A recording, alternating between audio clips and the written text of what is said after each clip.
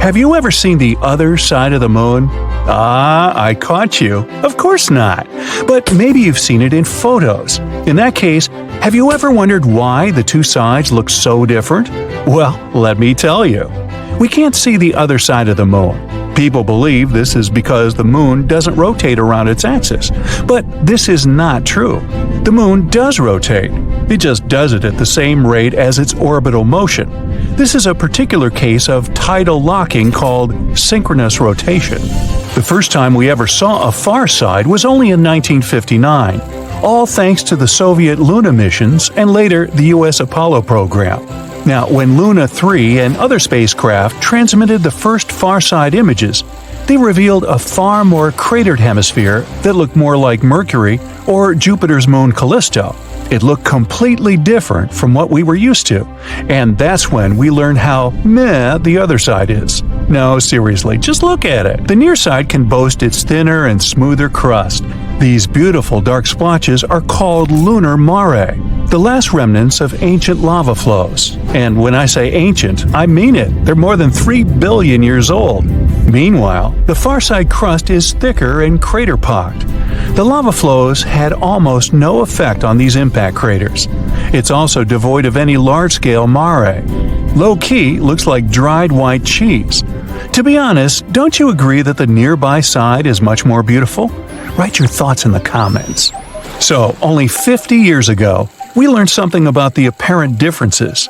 But then the scientists discovered something weird. Both sides are different, even in the geochemical composition. And not only in this, our side was thinner than the far side by several miles. But where did such significant differences come from on an ordinary floating stone ball? For scientists, this was a mystery. They started coming up with a lot of theories. The melted moon theory was the main one for a while. It said that it was the Earth's fault that our moon looks like this.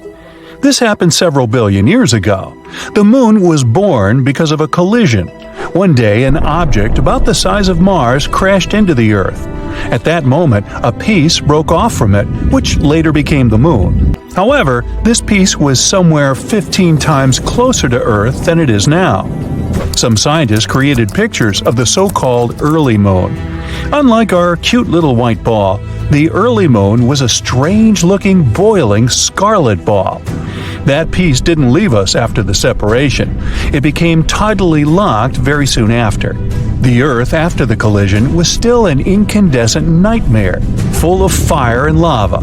It was boiling at a temperature of 4,500 degrees Fahrenheit, and since the moon has always been turned toward us with one side, this side has melted down a little. This would explain why the moon's surface, the so-called mantle, is thinner on the near side than on the far side.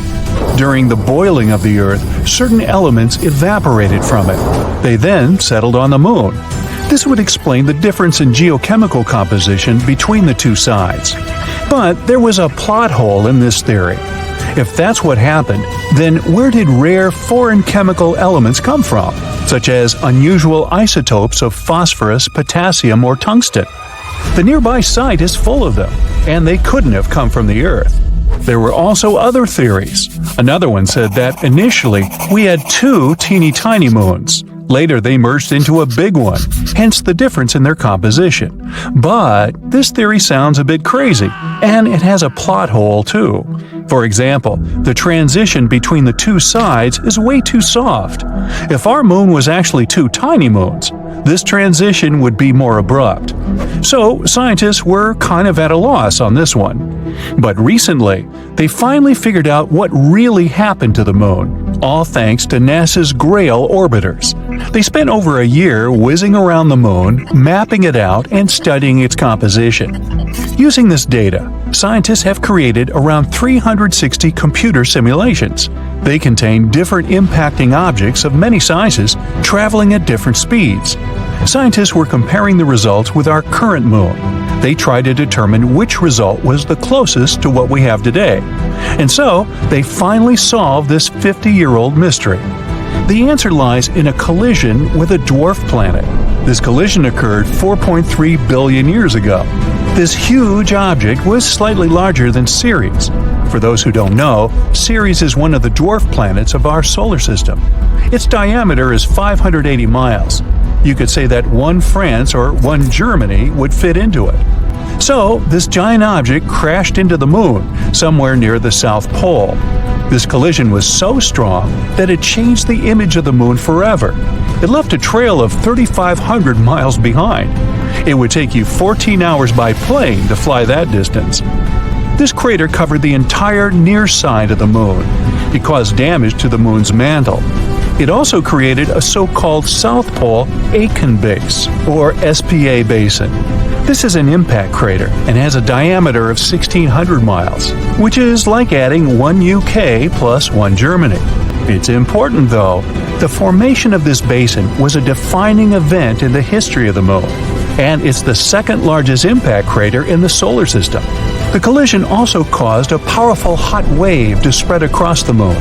This wave scattered over the remnants of those rare warm minerals scientists found on the nearby side.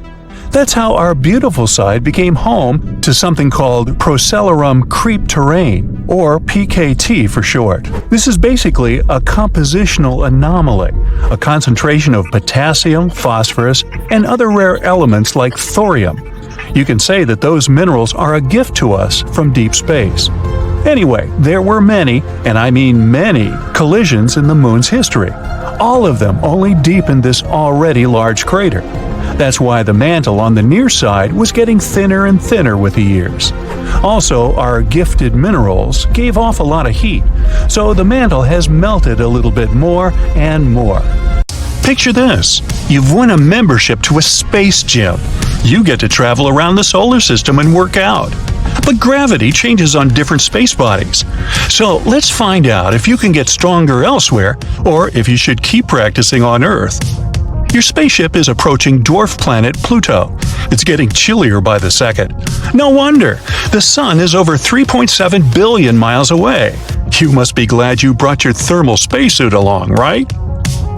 To leave the spacecraft, Earthlings would need the help of a gravity machine, since gravity on Pluto is a mere 1/15th of that on Earth. Gravity is the force that pulls you toward the ground. The smaller the mass of a space body is, the weaker its gravity. So, on Pluto, you can't do any sports that involve running. If you did, you'd most likely fly away. You can try out elephant lifting, though. After all, you can't do it back on Earth. On Pluto, picking up an elephant weighing 2,000 pounds feels like lifting 120 pounds. The next stop is Neptune. It's over 30 times farther away from the Sun than Earth. The atmosphere there is dark and cold. You might get overwhelmed by the planet's gigantic size. It's called an ice giant for a reason. Maybe today you'll feel like doing some winter sports? To say Neptune exists in perpetual winter is an understatement. The average temperature on this planet is around minus 373 degrees Fahrenheit. But gravity here is only 10% stronger than that on Earth, so you don't feel much difference. This world doesn't have a solid surface, so you won't be able to leave the spacecraft. Is that an ice hockey rink I see? Grab your ice skates and your stick and get ready to outplay your fellow passengers. How about a quick pit stop on Uranus? This is another ice giant, and gravity here is 90% of that on Earth. You can do a few push-ups inside the spacecraft, as you won't be stepping outside. The slushy surface of the planet is made up of water, methane, and ammonia in its liquid form. There's no solid ground to walk on. But if you somehow found a way to go outside, you'd feel lighter than on Earth. If you weighed 100 pounds back home, it would be 90 pounds here. Can we call this a Uranian diet? When approaching Saturn, please mind its rings, which aren't actually rings. They consist of pieces of asteroids and meteors flying around the planet. Saturn's mass is so big that it attracts many other space bodies to its orbit. And right now, you're one of them. Time to get creative with your workout. You've scheduled a skydiving experience here. If you freefall in Saturn's atmosphere, you'll reach the speed of 30 miles per second. Don't forget to open your parachute. On second thought, though, you won't be able to touch the ground anyway. Saturn's surface is pure gas. Quick fun fact, Once Saturn got in the way of the 10th planet forming in the solar system. The planet's debris, which partially makes up Saturn's rings now, could have blended into a planet, but it was pulled into Saturn's orbit instead. You're nearing Europa, one of Jupiter's moons. Gravity here is so weak you feel weightless. Let's say there's a rock climbing wall there. How about you give it a try? Usually, this sport requires a lot of physical strength, but here, you'll only have to carry 13% of your weight. Your climb to the top will be easy peasy in these conditions. Entering Jupiter's atmosphere will feel like being inside a cloud. See that red spot in the bottom left corner? That's a storm twice the size of Earth that's been raging for hundreds of years. To have some fun here, why don't you do some jumping jacks? I'll count to 100. Ready, set, go. Gravity here is super strong. It's 2.5 times as powerful as gravity on Earth, so you'll probably get exhausted at the count of 30. Too bad. Uh-oh. Passengers aboard the spacecraft, fasten your seatbelts. You might experience some heavy turbulence. To travel from Jupiter to Mars, you'll have to move through an asteroid belt. Just in case you're worried your ship will bump into something, relax. There's a distance of 300,000 miles between asteroids. Let's stop at Ceres, the only dwarf planet in the asteroid belt. Gravity here will make you feel pretty strong. How about practicing some caber tossing? Cabers are heavy logs that can measure up to 20 feet long. The goal is to throw them as far as possible. Here, a 180-pound pole feels as if it weighs 5 pounds, which is basically the weight of a melon. Ready for the Ceres caber competition? Woohoo! Finally, Mars. Remember all those handstands you've always wanted to try? Well, here's the place to do them. Mars's gravity is about 2.5 times weaker than that on Earth, which means you'll probably be able to lift your own body weight without any difficulty. Since people keep trying to terraform Mars, opening a gym here doesn't sound like a bad idea, does it? Passengers and crew members, we're now beginning our descent to Phobos. It's one of Mars's moons. Gravity here is incredibly weak. If you've always dreamed of having superhuman strength, this is the place for you. You can work out here by, say, doing some artistic gymnastics. Start off with a cartwheel, then move on to tricks performed in the air. On Phobos, you can start doing triple back handsprings in no time. Ah, look, Earth is about to appear on the horizon. It sure looks majestic from here, but we won't stop there now. Instead, let's visit Earth's sister, Venus. It has almost the same mass as Earth, which means these planets have similar gravities. Now, Earthlings can't survive on Venus's surface because of the large amount of ammonia in its atmosphere. But let's imagine you could practice some outdoor sports there. Do you feel like trying bumper bubble soccer? That's when you dress yourself in a giant bubble ball vest and keep bumping into other players. People play this game on Earth. On Venus, with its slightly weaker gravity, it might be a little bit easier. But still, you have to consider you'll be wearing a 25-pound ball as a vest, kind of like a hamster back on Earth. Not to mention your outfit will restrict your arms and legs. It's a challenge, but it sounds fun to me. Our universe is full of both amazing and terrifying things. You already know about quasars, black holes, dark matter, and so on. But how about the horrors of space that you haven't even heard of? Would you like to visit the most bizarre worlds in the universe? And it's not me who made this list, but NASA themselves. Welcome to the Galaxy of Horrors, NASA's awesome Halloween collection. Please join me on a journey to some planets and tell me which ones you would consider the most horrible. Buckle up! Our first destination is a gas giant called TRES 2b. It's located 750 light-years away from us. If we used a regular spaceship, it would take us about 10 million years to get there. TRES 2b orbits a yellow dwarf, a star similar to our Sun. It also weighs about 1.5 times more than Jupiter. So, what's so special about it? Well, if you're afraid of the dark, you definitely don't want to visit this place. It's the planet of eternal night, the darkest one of all the planets known to us. But it's not that far from its star, so why is that? The thing is, the surface of TRES 2b reflects light even worse than coal does. Because of this, it seems that there's no light at all. If you were flying across the surface of this planet, it would be like walking with a blindfold on your eyes. Oh wait, actually there is some light. An eerie deep red glow surrounds the surface of the planet. This glow is created by the burning atmosphere, which makes TRES 2b a scorching planet. The air there is even hotter than lava. Oh, but if you think that was bad, let me show you the next place of our horror journey. NASA wasn't beating about the bush while nicknaming this one. Now, we're not just talking about one planet, but 3 at once. They're also located quite far away, 2,300 light years from the Sun. We would have reached them by ship in about 35 million years. All the planets are in the constellation Virgo, and each is extremely light, much lighter than the Earth. These 3 exoplanets are called Poltergeist, Dragger, and Phobetor. Cool names, huh? It's because each of these planets is about to become a ghost soon. The thing is, they don't revolve around a star, but around a pulsar. Pulsars are rotating neutron stars with an extremely powerful magnetic field. In simple words, these are the stars that exploded one day. After the explosion, they usually emit such a powerful pulse that it causes the star to rotate at an unimaginable speed, several thousand rotations per second. At the same time, they constantly emit electromagnetic pulses that affect everything around them. So, you've probably already guessed what's happening with our zombie planets. They're slowly, gradually being destroyed under the gigantic influence of radiation. One day, they'll disappear without a trace. Ghost-like planets orbiting an undead star? Yeah, Zombie World is a fitting name. It's also not surprising that scientists nicknamed this pulsar Lich, despite the long official name. Well, at least these guys stick together on their final dance. This planet has a long name, so bear with me.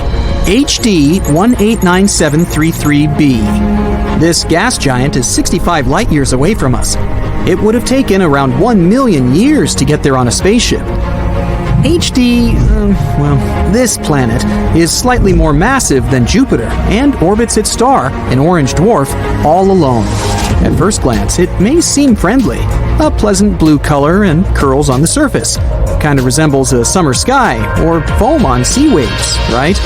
Oh, looks are very deceptive, my friend. This planet has a pleasant cobalt blue color due to the hazy blowtorched atmosphere. This atmosphere contains silicates that condense when heated. In other words, the clouds on this planet have rain made of glass. Yes, it rains hot glass shards here.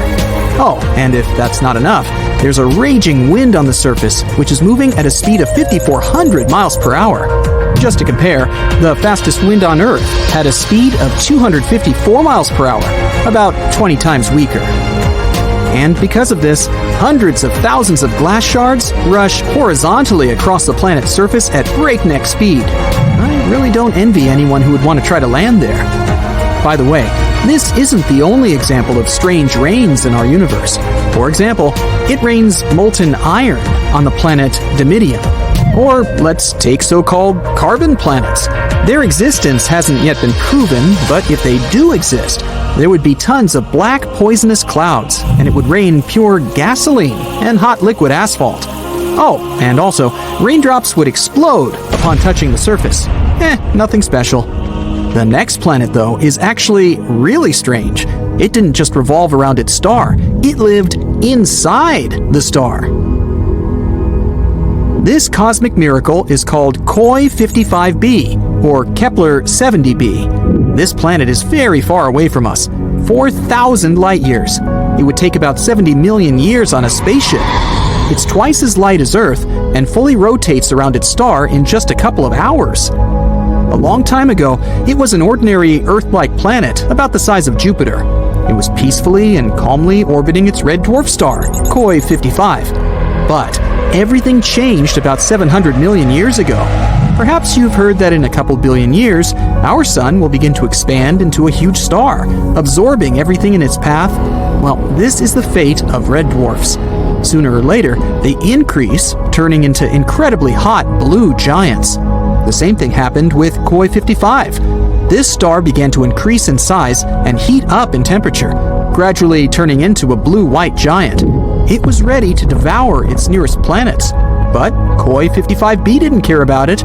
When the star reached it, this planet just settled inside.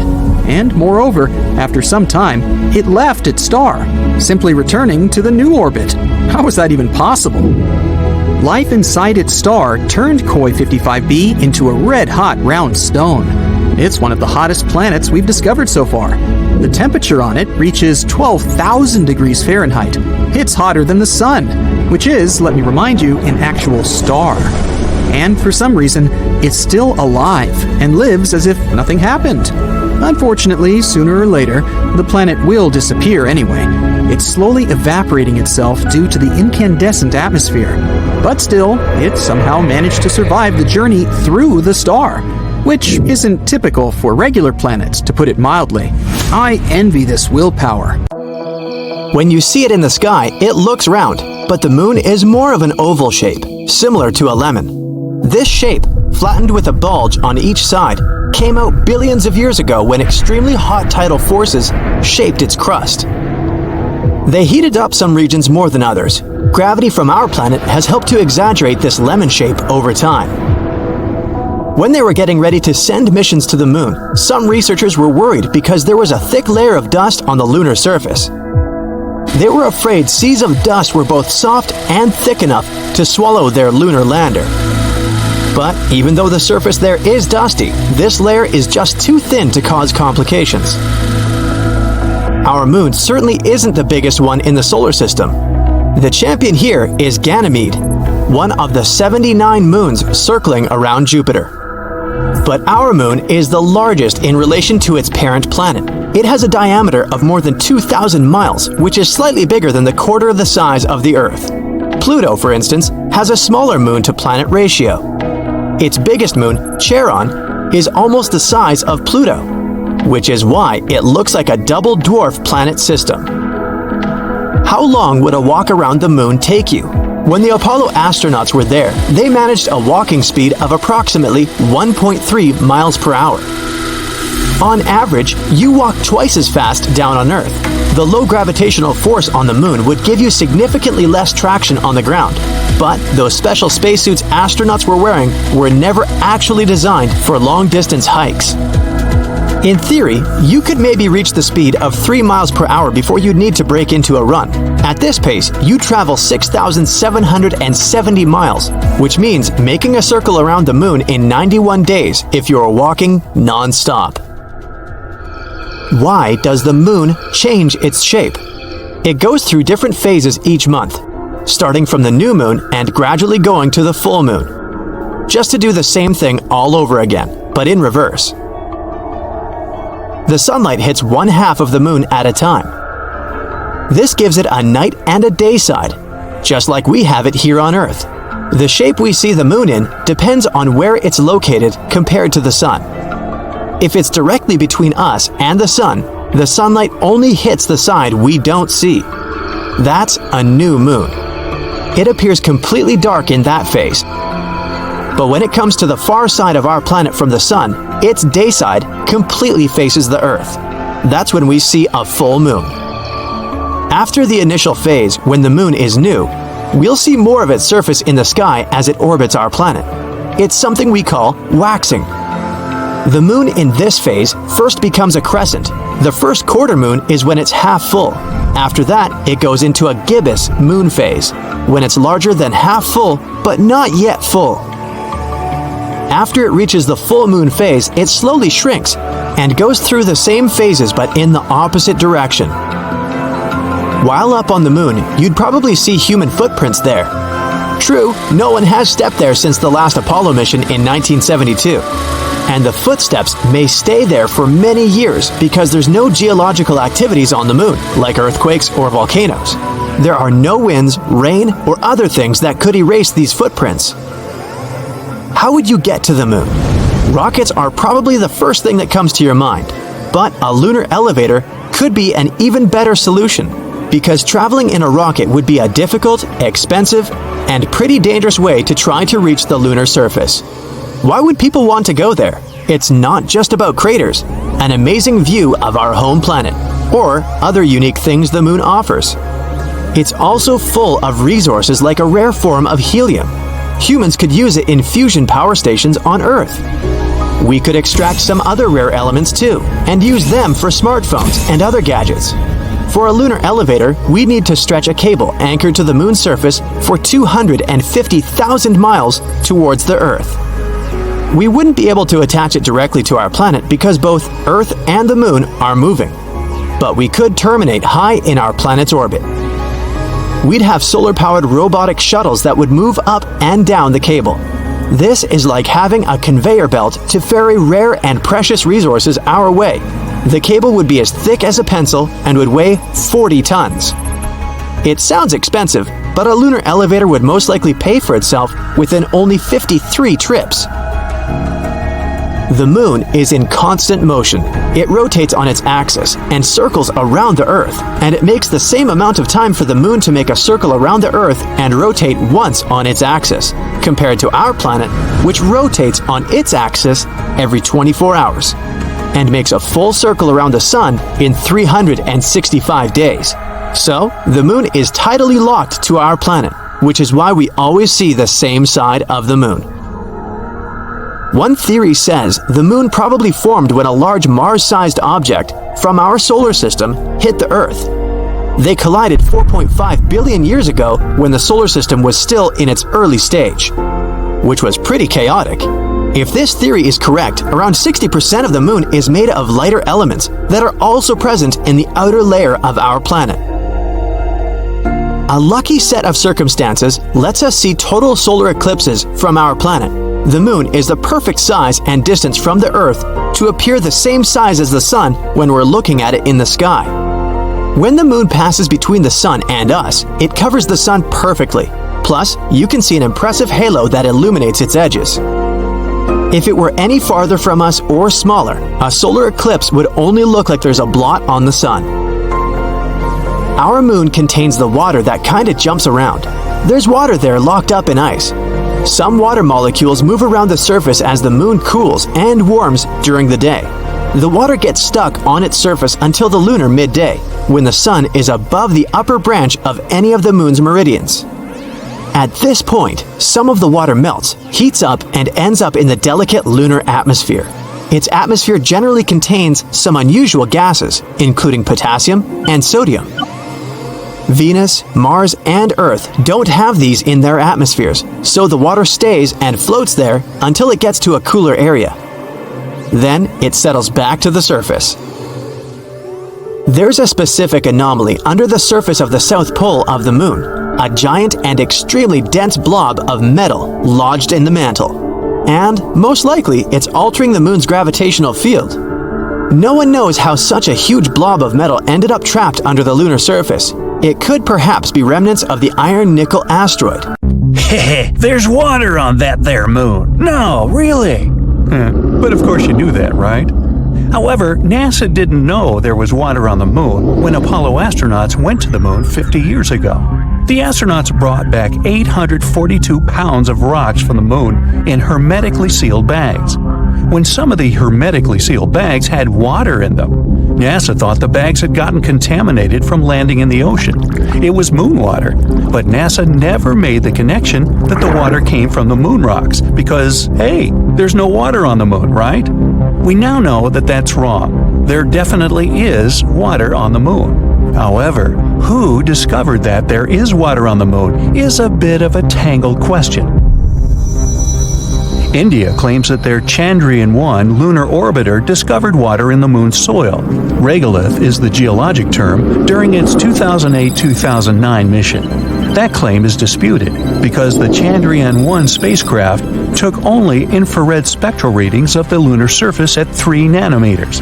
The positive results could also indicate OH molecules as well as H2O.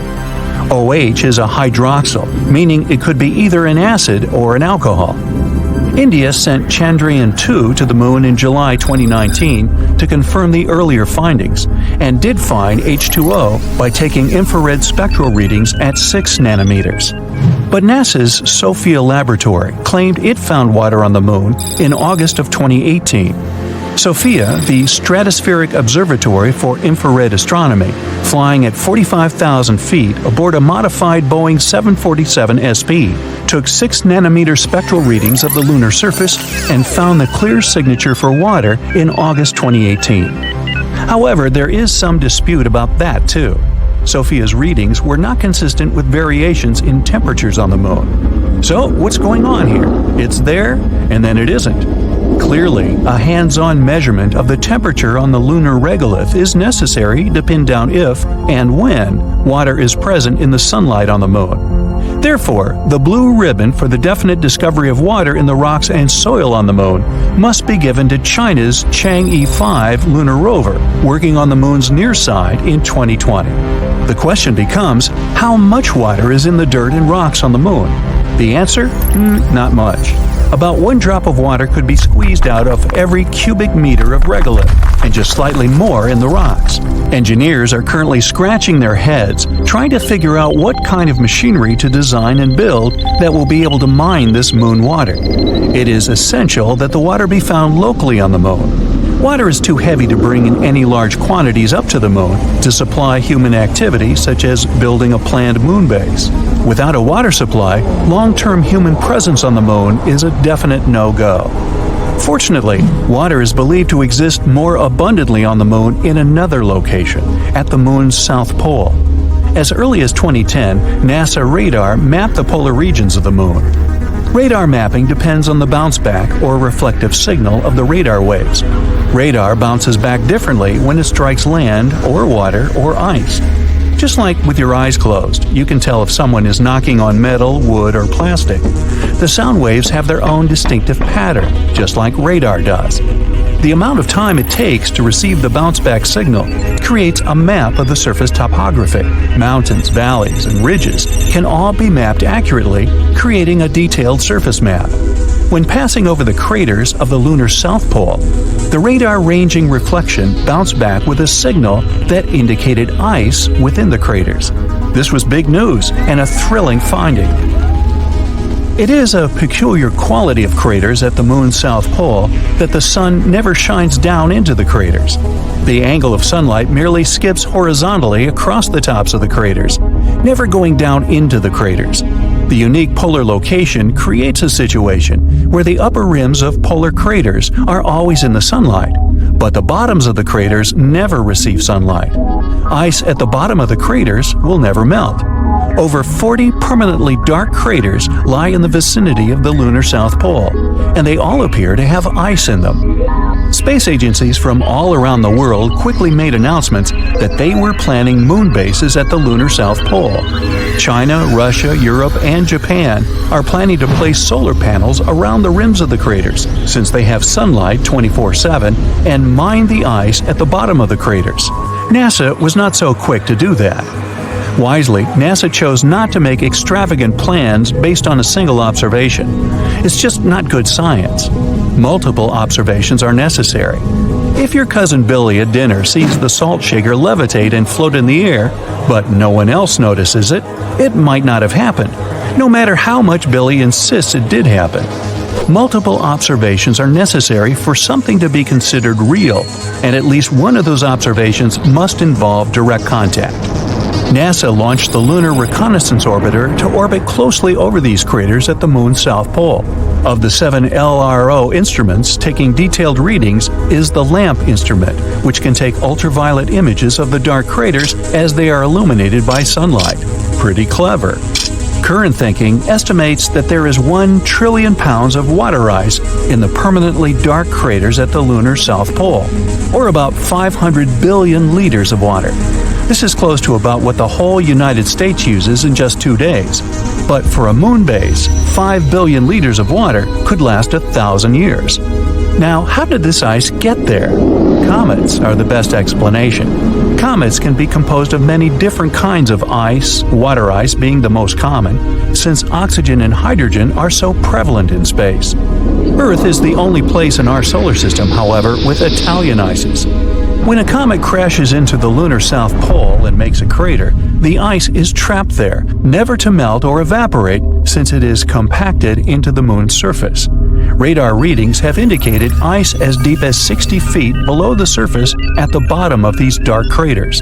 It's going to get very crowded at the moon's South Pole when all these countries begin carrying out their plans to exploit the perpetual sunlight on the crater rims and the ice at the crater's dark depths. The moon's South Pole is fast becoming the most valuable and most coveted piece of real estate outside of the Hamptons on Long Island, New York. Now, did you know that our sun is actually green? Okay, I'm kidding. But in reality, it's all colors you can imagine at the same time. Wait, what? I know it sounds like a joke, but I'm being serious. Can't you tell? In fact, our sun contains absolutely all the waves of the light spectrum. It's simultaneously red, blue, green, yellow, you name it. Where do you think rainbows come from? When sunlight gets reflected off water droplets in the air, it splits into a bunch of colored waves that we can see individually. And when they're all together, we see a white ray of light. Our eyes are unable to perceive the concept of all colors at the same time, so their combination seems white to us. Wait, you might say, why white? Isn't the sun yellow? Yep, it's yellow too, but please don't stare at the sun just to make sure. It appears white when we see it from the International Space Station. This is the sun's real color as our eyes perceive it. The sun gets a yellowish hue when its rays get scattered in Earth's atmosphere. Our atmosphere doesn't let the blue rays of the spectrum pass very well, but the red ones? Hey, sure, why not? By the way, that's why the sky seems blue to us. The atmosphere scatters the blue color all over the place. During sunrise and sunset, short blue waves get reflected, but the long red ones reach us perfectly. That's why we see sunsets as pink, orange, or red. But what would happen if the sun had a different color? To answer this question, let's quickly repeat what we've learned. 1. The sun has the whole color spectrum in it. 2. Our atmosphere is like blue rays? Nope. Red rays? Anytime. So you probably already guessed what would happen if the sun was, let's say, red. The whole world would look like it does during sunsets. Not bad, huh? We wouldn't even have to wait for the evening to admire the scarlet sky, orange water, and a bright red moon. Yeah, it would be darker than what we're used to, but still not bad. Oh, by the way, one day, the sun will actually turn red. When its life comes to an end, it will expand and gradually turn into a red giant before finally burning out. But it's not going to be so much fun for us. So let's hope we won't be around to see that moment. I know I won't. Hey, I've got a party to go to. Okay, now, what if the sun was green? Well, the truth is, the sun is green. So here's your dialogue. Wait, are you kidding me? Didn't you just say that it's white? Ooh, good job on that, by the way. Well, not exactly, bud. The sun just looks white, but technically, it has a temperature of around 10,000 degrees Fahrenheit, and the pink wavelength of the sun's spectrum corresponds to the green-blue hue. But to make sure that the sun is green, we need to drown out the rest of the visible spectrum. Then our atmosphere will let through a pure green color. And what'll happen then? Well, everything will be green, and everything will also be a bit darker. Well, face it, it's not easy being green. Okay, moving on. Now let's paint the sun blue. Blue stars actually do exist. They're called blue giants. Fortunately, our sun is not one of them. Why fortunately? Well, because if it was a blue giant, it would be a young, beautiful, unimaginably large, and very, very hot star. See, our red is hot, blue is cold logic doesn't apply to stars. The hottest stars are white and blue, and the coldest are yellow and red. Yeah, our sun is actually very cold compared to other stars. Now, take the average temperature in your city, but multiply it by hundreds of thousands. Yeah, we're struggling with global warming here, but global burning? No thanks, blue giants. Anyway, let's imagine that the sun turned blue. How would we see the world? Surprisingly, nothing would change. Remember how I said that the atmosphere scatters blue light? That's why, in this case, everything would remain almost the same. Maybe the sky would get bluer, but we wouldn't see much difference. And finally, the darkest, pun intended, option. What if our sun turned black? Stock up on lamps and candles because there is no more light. People use electricity all over the world 24/7. We also can't see the moon anymore. After all, we can observe it these days only because the sun's rays get reflected off of it. Now, the only thing we still have to illuminate our nights are stars, but they don't help us much. Good thing this scenario is totally unrealistic and there are no black stars, right? Well, yeah, there are no black stars, and still our sun will eventually become completely black one day. And I don't mean a black hole. I'm talking about black dwarfs here. You've probably heard of white dwarfs, maybe even seven dwarfs. When a star like our sun is about to finish its life, it expands and turns into a red giant. And then, gradually losing its upper layers, it turns into white dwarfs. Since they no longer produce fuel, they slowly cool down. All that remains is a small core, living out its life and burning bright. And when the star cools down completely, it turns into a black dwarf. But you've probably never heard of them. Why? Because, surprise, surprise, they don't exist. And no, I was not lying. The thing is, a star needs about 1 quadrillion years to turn into a black dwarf. And our universe is still a baby. It's only about 14 billion years old. So no star has reached this stage yet. Even the most ancient of them still emit a little light. That's why black stars are just a theory. And it's unlikely that we'll ever see such a star at all. But remember the famous saying, the stars that we see at night are already ghosts because their light has reached us only now. Well, that's a myth. They're all still alive. Why am I telling you all this? Well, let's imagine that our sun turned into a black dwarf. The entire solar system would immediately get plunged into absolute darkness. It would also be terribly cold. The moon would leave its orbit and crash into Earth. Wait, no. Let's overlook this moment and assume we're still alive. Fortunately, we wouldn't freeze instantly, as you might think. Earth's core has its own temperature, more than 9,000 degrees, but the temperatures on the surface of the planet would still immediately drop to 32 degrees Fahrenheit. The core would gradually cool down. Every 2 months, its temperature would drop by 2 times. In just 2 months, Earth's surface temperature would be minus 190 degrees, and in a year, it would reach minus 450 degrees. Most plants would disappear pretty quickly, not because of the cold, but because of the lack of photosynthesis. Others would live a little longer thanks to the oxygen still remaining in the atmosphere. And, oddly enough, trees would survive for a very long time. They have a slow metabolism and get sugar from the ground. The upper layer of the oceans would freeze very quickly. Fortunately, this thick crust of ice would insulate deep waters, so the entire ocean wouldn't freeze for some time.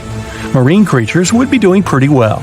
They existed long before us and are already used to crazy temperature changes, the lack of oxygen and food, huge pressures, and other joys of deep-sea life. And what about us humans? Well, first of all, we'd start getting sick.